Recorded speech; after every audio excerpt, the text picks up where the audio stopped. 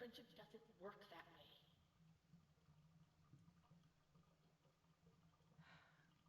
Yeah, you could share it with me. Oh, for fuck's sake. Oh my god.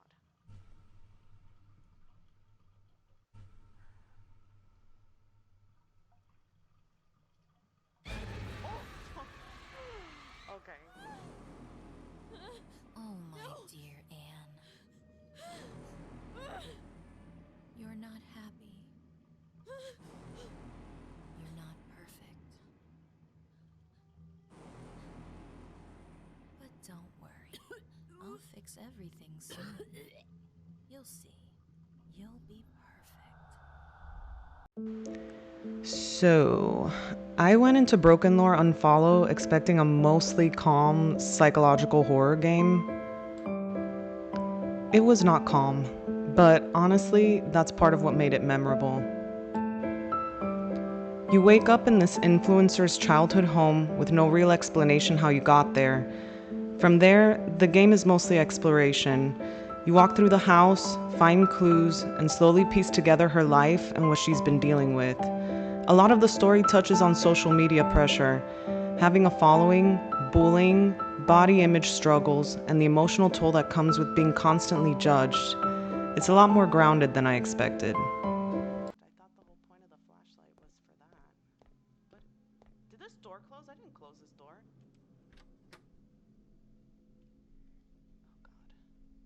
god. This door.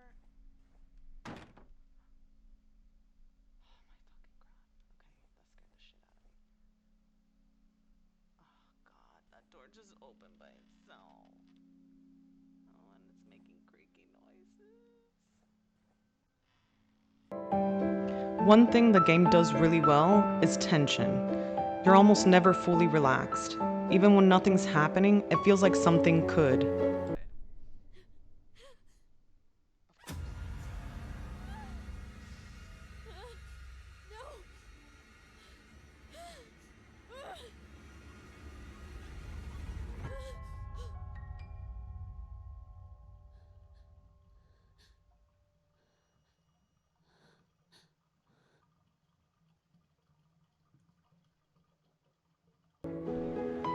And when the jump scares happen, they usually land.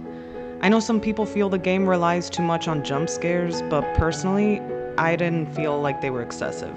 Most of them felt timed well and worked with the atmosphere instead of against it. Now that I open the fridge, I can pick something up here. Oh my god, I'm gonna be so annoyed with myself if it is something that's supposed to be in here and I didn't figure it out. Okay. It's out of date milk. Select an item. Okay. And I did.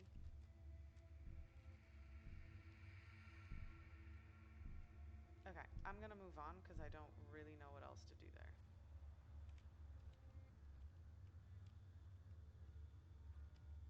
That's the book.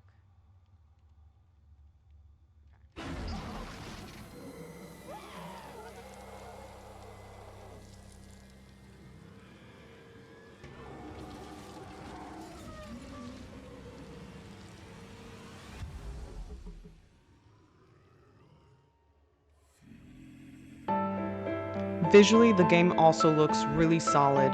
The lighting, environments, and overall design really help sell the mood. The puzzles are pretty straightforward. You're not constantly stuck wondering what the game wants from you.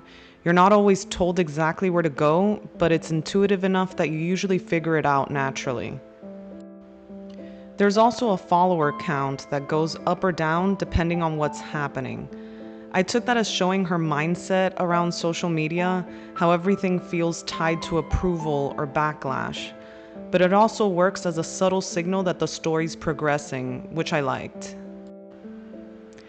The first section of the game mostly has you revisiting the house, unlocking new things, and gradually uncovering more of the story. Later, the game shifts to her school, where you're collecting ID cards and hiding from enemies.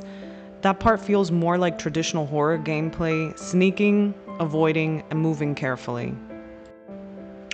Right after the school section, the game moves into this asylum or hospital environment. This is one of those parts where I wasn't totally sure what was meant to be literal versus symbolic. You find files with names that also show up at the school. At first I thought those were her bullies, but it also made me wonder if the game was suggesting those same people had their own struggles, or maybe the whole space is just representing her mental state.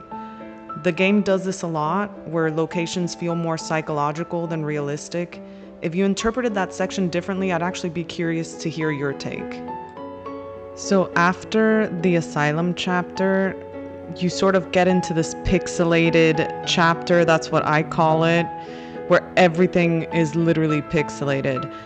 I rewatched this section again now that I was editing my video because I couldn't really remember what the purpose of this chapter was. I remembered being kind of annoyed with it, and I realized that it was where you sort of get introduced more into the background about the loss of her grandmother.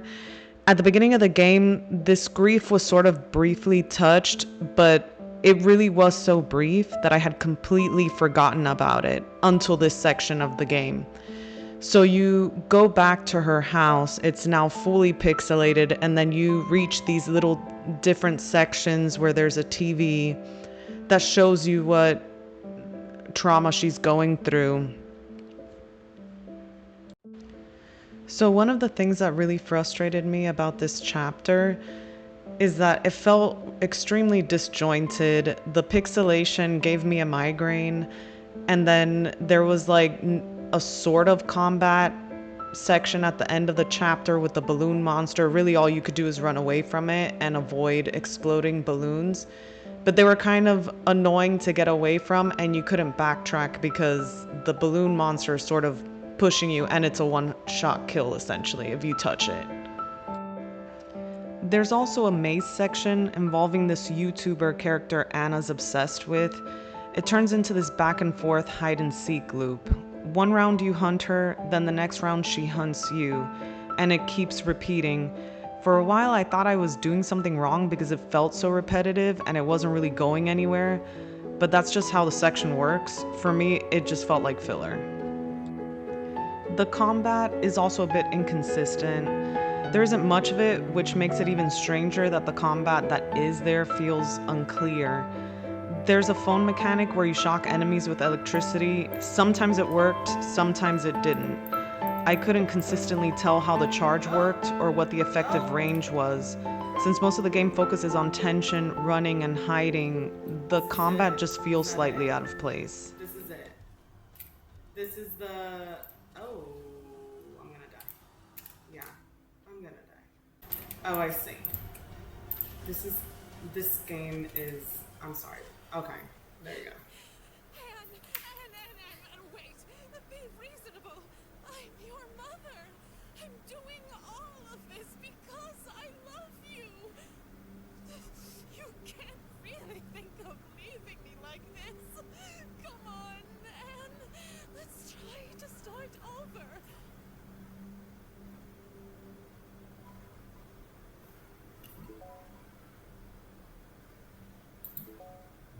I'll be nice.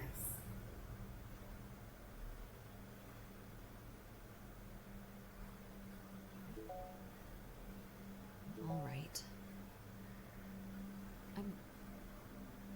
I'm sorry. The final chapter is probably the most visually symbolic part of the game. You end up in this space that looks like a stomach or intestines, something organic, which actually makes sense considering the game hints at her struggles with body image and eating issues. It feels like you're literally inside her internal world, and honestly, this is where the game is strongest, when it fully leans into psychological symbolism instead of traditional horror mechanics. Overall, I did enjoy Brokenlore Unfollow. The atmosphere is strong, the themes are interesting, the tension works, and the scares land more often than not. It's not perfect, some sections feel unnecessary, and the combat could be clearer, but when the game focuses on psychological storytelling, that's where it really stands out. If you want to see my full playthrough, including all the reactions, it's over on my Twitch. I stream Sunday, Monday, and Thursday at 7 p.m. Eastern. Links below if you want to join. And yeah, if a horror game starts off feeling calm, it probably isn't going to stay that way.